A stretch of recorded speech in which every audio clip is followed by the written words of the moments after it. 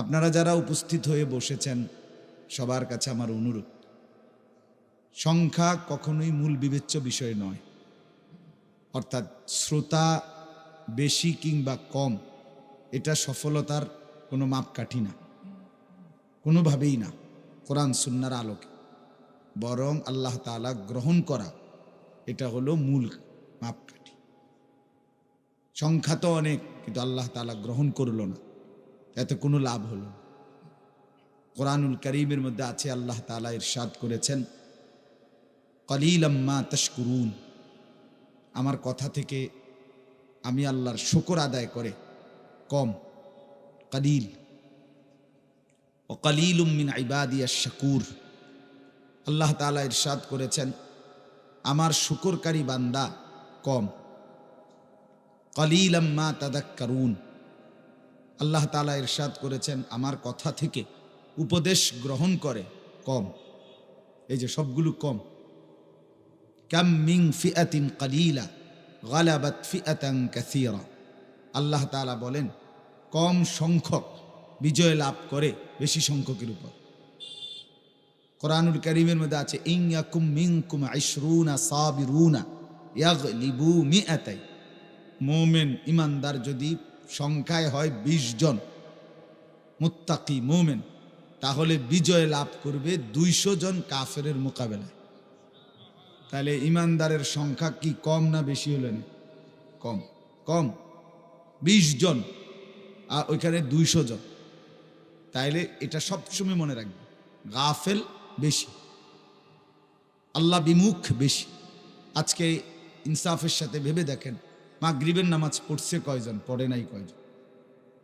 এই আমি এখন এখান দিয়ে আসছি, এখানের মাহফিলকে কেন্দ্র করে ওনারা দোকান দিছে, ওনারা জানে এটা ওয়াজ মাহফিল, কিন্তু এতটা নির্লজ্জ মানুষ যে এই মাহফিলকে কেন্দ্র করে দোকান দেওয়ার পরেও এখানে নামাজ পড়ে নাই। ওনারা চিল্লা চিল্লি হই হুল্লোড় হাঙ্গামা করতে। আপনি বিবেকহীন কি পরিমাণ হয় মানুষ, কতটা বেহায়া হয় মানুষ, কতটা বিবেকহীন। এই জন্য বললাম এটা একটা বড় গুরুত্বপূর্ণ বিষয়। আল্লাহর অনুগত, আল্লাহ তাআলার প্রতি কৃতজ্ঞ, আল্লাহ তাআলার কথা শুননেওয়ালা, আল্লাহ তাআলার কথা বুঝনেওয়ালা কমই হয়। এই জন্য সংখ্যা বিবেচ্য বিষয় নয়। বা ইন তুতি আকসারা মান ফিল আরদ ইউদিল্লুকা আন সাবিলিল্লাহ, আল্লাহ তাআলা ইরশাদ করেছেন, নবী আপনি যদি জমিনের বেশি মানুষ, আকসার বেশি মানুষ যেদিকে ছুটছে এটা ভেবে যদি আপনি তাদেরকে অনুসরণ করেন, বেশির অনুসরণ, তো মনে রাখবেন ইউদিল্লুকা আন সাবিলিল্লাহ, এই বেশির লোভ আপনাকে আল্লাহর রাস্তা থেকে পথভ্রষ্ট করে দিবে। এটা খেয়াল রাখবেন। তাহলে সংখ্যা কখনোই কি নয় মূল বিষয়। আমি কাজটি সঠিক করছি কিনা, কোরআন সুন্নাহ সম্মত কিনা, এটা হলো বড় বিষয়। এবার এটা যদি কোরআন সুন্নাহ সম্মত হয়, সবাই করলো আলহামদুলিল্লাহ, কেউ না করলো আমি একাই করবো আলহামদুলিল্লাহ, এটা হলো হিসাব, এটা হলো মূল বিষয়। এই জন্য আমরা প্রত্যেকেই মনে রাখতে হবে। আমার অনুরোধ রইল, আমার প্রিয় ভাই হাফেজ মাওলানা মুফাজ্জল হুসাইন দামাত বারাকাতুহুমুল আলী অনেক ফিকির, অনেক মেহনত করে, অনেক দৌড় ঝাঁপ করছে এই মাহফিলটা সাজাইতে গিয়ে। সবগুলো ওলামায়ে কেরাম, ওয়াইজ সবাইকে মিলাইতে গিয়ে এই কয়টা দিন বেচারা অনেক দৌড়াদৌড়ি, আমার সাথে দফায় দফায় কথা বলছে। আমরা একসাথে এই উপজেলায় কওমি মাদ্রাসা সংগঠনের বিভিন্ন কার্যক্রম করে থাকি, ফলে দিবানিশি একসাথে সম্পৃক্ততা। আমাদের পোস্টারটা কিভাবে করবে, কোথায় কেমনে নাম দিবে, এটা পর্যন্ত আমারে নিয়া কথা বলছে, দেখাইছে কেমনে করলে ভালো হয়, কি করলে ভালো হয়। আমাদের সভাপতি সাহেব মাদ্রাসার জনাব ইঞ্জিনিয়ার নুরুল হক সাহেব, উনি আমার শুধু শ্রদ্ধেয় না, আমার উমরার সাথী, হজ্জের সাথী, আন্তরিক সাথী। এই জন্য আমার আরেক সাথী আসছে মাশাআল্লাহ, মুশতাক ভাই আমার, উনিও আমার উমরার সাথী। তো আলহামদুলিল্লাহ, এই হিসাবে আপনাদের কাছে আমার প্রথম দিনের এই সময় প্রথম অনুরোধ হল, এই 2 দিনে যত ওলামায়ে কেরাম বয়ান করবেন, নসিহত করবেন, প্রত্যেকে দরদ নিয়ে, আন্তরিকতা নিয়ে ওলামায়ে কেরামের কথাগুলো শুনবার চেষ্টা করবেন। দেখেন একটা জিনিস গুরুত্বপূর্ণ, শুনতে থাকলে আল্লাহর কথা, কোনো এক কথা, কোনো এক শব্দ বাক্য আপনার দিলে লাগা যাবে, আর এই এক কথাই হতে পারে জিন্দেগি বদলে যাবে। আপনি জানেন না কখন, কোন বিন্দুতে, কখন আপনার জন্য আল্লাহর পক্ষ থেকে হেদায়েত আপনি জানেন না। রাসূলুল্লাহ সাল্লাল্লাহু আলাইহি ওয়াসাল্লাম ইরশাদ করেছেন, একটা উদাহরণ দিচ্ছি। নবী সাল্লাল্লাহু আলাইহি সাল্লাম বলছে, খাবারের একটা লোকমাও, একটা টুকরাও রুটির, একটা ভাতও ফেলো না, নষ্ট করো না।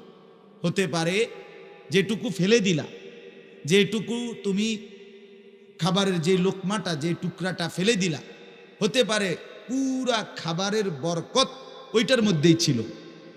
ফাইন্নাকা লা তাদরি আইনা বারাকাতু, তুমি জানো না বরকতটা কোথায়।